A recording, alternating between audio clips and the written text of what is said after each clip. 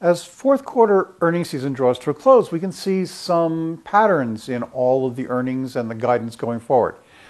One of the things that you need to remember is that companies that announce very similar sounding results should evoke different responses in you as an investor because the companies are different. They show different patterns.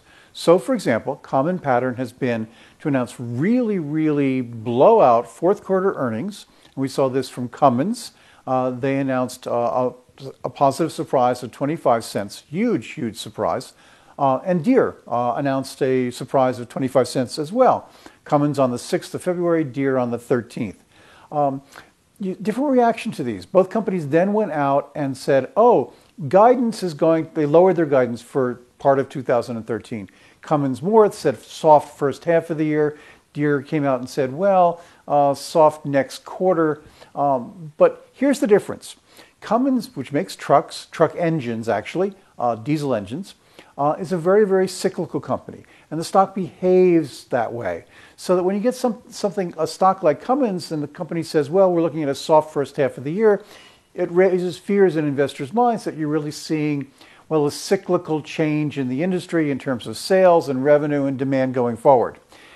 Deere tends to be cyclical too, but not cyclical short term. It runs in long cycles. That basically it's cyclical in that commodity prices, farm prices are cyclical. So the Deere isn't really going to see short-term cycles. The cycles you need to watch in Deere, which sells farm equipment, are long-term cycles in the prices of commodities and demand from farmers, because as farm income goes up, commodity prices drive farm income. As farm income goes up, people buy more tractors. If that income should go down because commodity prices are down, Deere will indeed see a fall. So what you need to do is look at this very differently and say, oh, okay, for Deere, it's not a sign of some kind of cyclical problem. It seems to be a question of, well, maybe some problems in the other Deere division, construction and forestry, and a little bit of softening in farm income because of weather and drought and all that stuff.